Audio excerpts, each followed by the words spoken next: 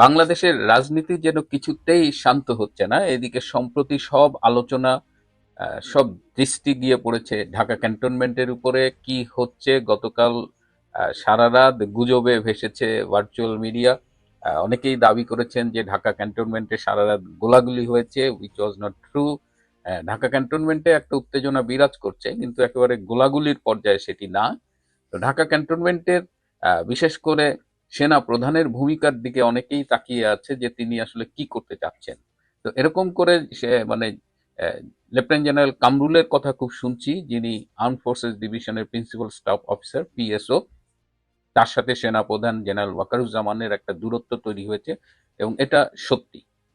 এটি গুজব বলে উড়িয়ে দেওয়ার কোনো অবকাশ নেই। এটার অনেকগুলো কারণ রয়েছে। তার একটা কারণ হলো যে সেনাপ্রধান জেনারেল ওয়াকার এই বাংলাদেশে যে হিউম্যান করিডোরের কথা বলা হচ্ছে, এবং ডক্টর ইনুস যে আনকন্ডিশনালি জাতিসংঘের কাভারে আমেরিকার হাতে হিউম্যান করিডোরের নামে টেকনাফের একটা জায়গা একদম পুরো ছেড়ে দিচ্ছেন, কক্সবাজারের বেশ কিছু অঞ্চল, সেখানে সেনাপ্রধান কিছু কথা বলেছেন। সেনাপ্রধান হিউম্যান করিডোরের পুরো বিপক্ষে নয়। আমি এর আগেও বলেছিলাম যে সেনাবাহিনীতে এই করিডোর দেওয়া নিয়ে একটা বিরোধ আছে। যারা আমার অনুষ্ঠানগুলো নিয়মিত দেখেন তারা হয়তো মনে করতে পারেন।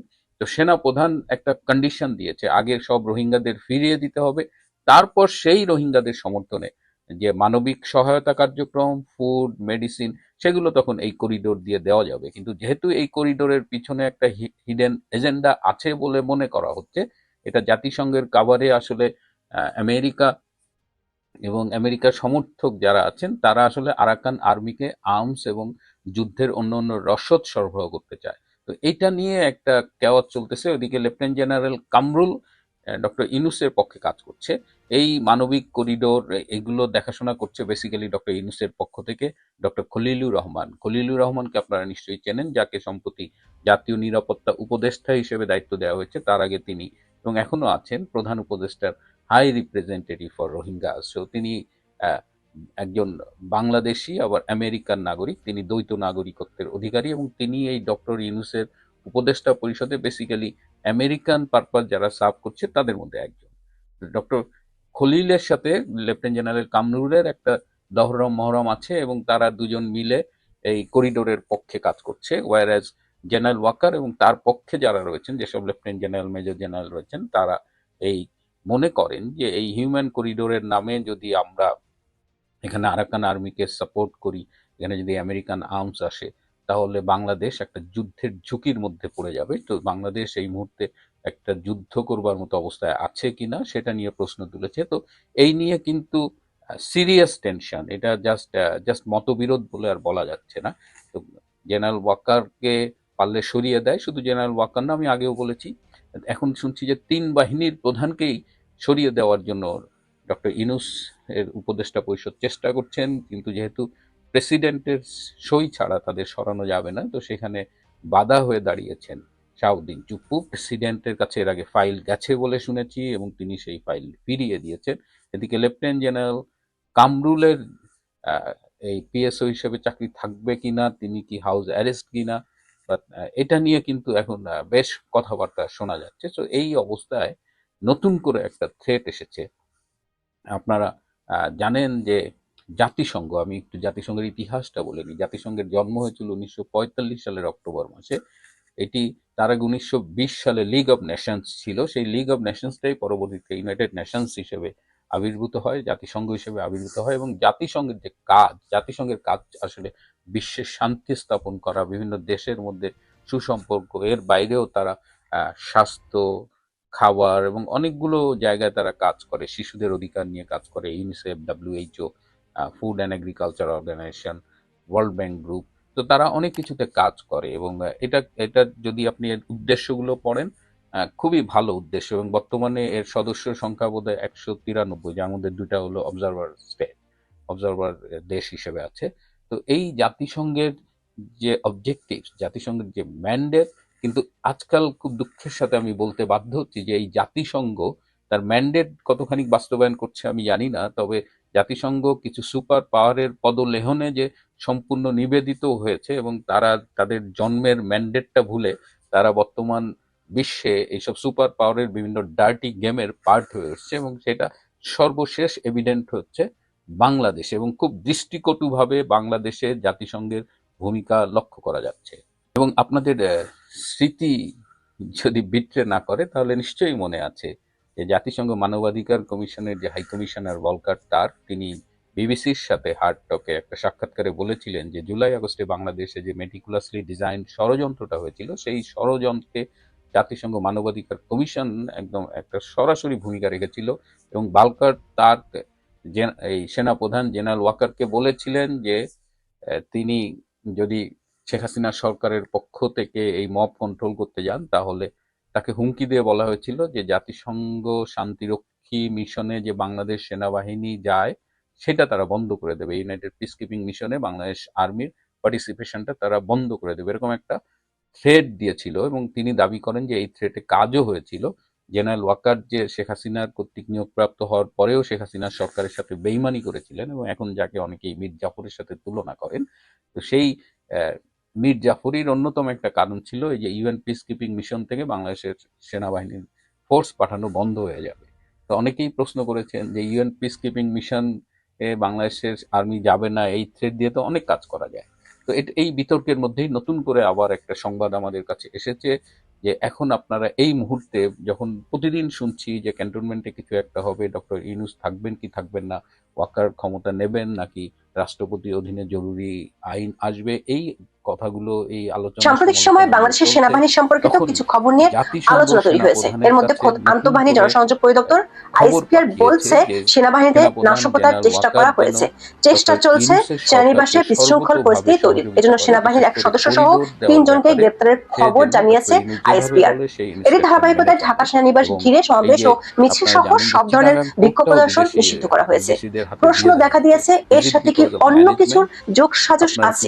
চলুন যাওয়া যাক বিশ্লেষণ। এই মুহূর্তের সবচেয়ে আলোচিত খবরটি হলো বাংলাদেশের আন্তঃবাহিনী জনসংযোগ পরিদপ্তর বা আইএসপিআর এর পক্ষ থেকে জানানো হয়েছে 18 মে রোববার থেকে ঢাকা সেনানিবাসের আশপাশের বেশ কিছু এলাকায় সব ধরনের সভা সমাবেশ নিষিদ্ধ করা হয়েছে। আইএসপিআর 17 মে এক বিজ্ঞপ্তিতে এই নিষেধাজ্ঞা ঘোষণা করে।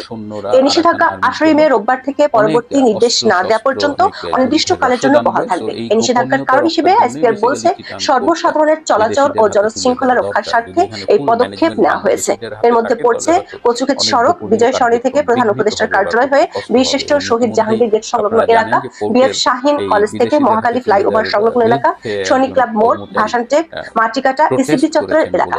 মানে বেশ বড় একটা পরিধির জন্য এই নিষেধাজ্ঞা দেওয়া হয়েছে। এই জায়গাগুলোতে সকল প্রকার সভা সমাবেশ, মিছিল, শোভাযাত্রা, বিক্ষোভ প্রদর্শন পরবর্তী নির্দেশ না দেওয়া পর্যন্ত বন্ধ থাকবে। এ ধরনের নিষেধাজ্ঞা সাধারণত জননিরাপত্তা বা শৃঙ্খলা রক্ষার প্রয়োজনে জারি করা হয়। দর্শক, গত 15 মে ঢাকা মেট্রোপলিটন পুলিশ বা ডিএমপি রাজধানীর আরো কিছু গুরুত্বপূর্ণ স্থানে যেমন প্রধান বিচারপতির সরকারি বাসভবন, সুপ্রিম কোর্ট এলাকায় মিছিল, মিটিং, সভা সমাবেশ নিষিদ্ধ করে বিজ্ঞপ্তি জারি করেছিল।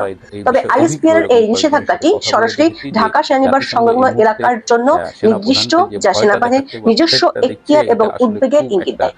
দর্শক, ঢাকা সহ সারা দেশের সেনানিবাস এলাকাগুলোতে এমনিতে টাইট নিরাপত্তা থাকে, কিন্তু হঠাৎ ঢাকা সেনানিবাসকে ঘিরে এত বিস্তৃত নিষেধাজ্ঞা কি কোনো কারণ নির্দেশ করে?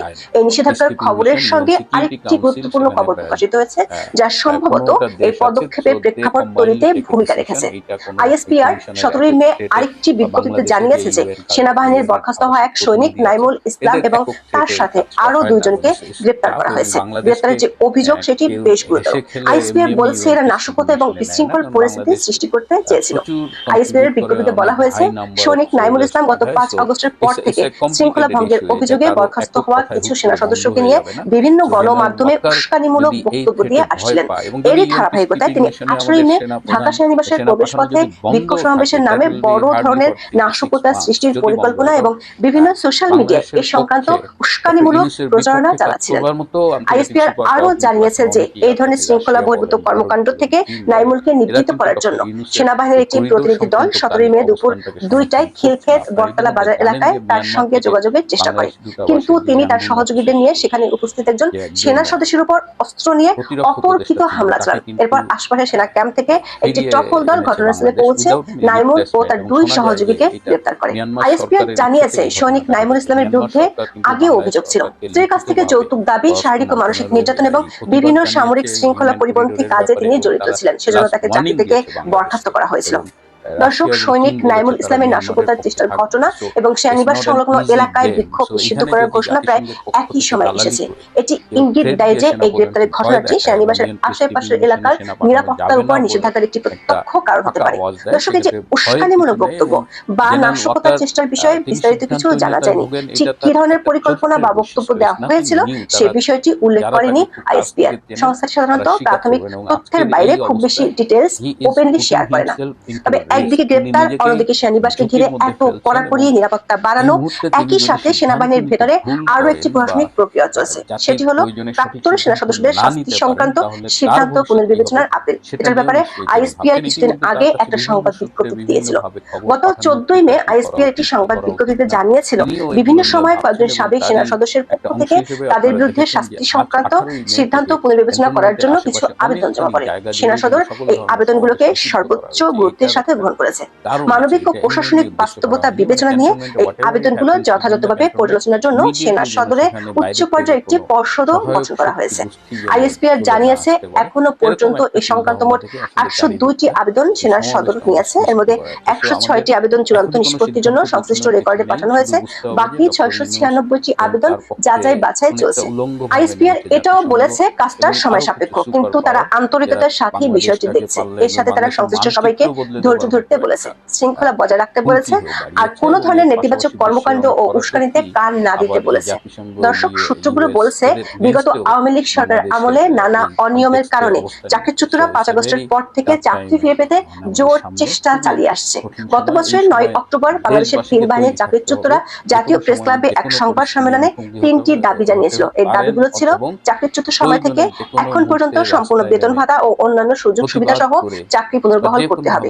যদি সশস্ত্র বাহিনীর কোন সদস্যের চাকরি পুনর্বহাল করা সম্ভব না হয়, তাহলে ওইসব সদস্যের সরকারি চাকরির সব সুযোগ সুবিধা সহ সম্পূর্ণ পেনশনের আওতাভুক্ত করতে হবে। যে আইন কাঠামো ও একতরফা বিচার ব্যবস্থার প্রয়োগে শত শত সশস্ত্র সেনা সদস্যদের চাকরিচ্যুত করা হয়েছে, সেই বিচার ব্যবস্থার সংস্কার করতে হবে।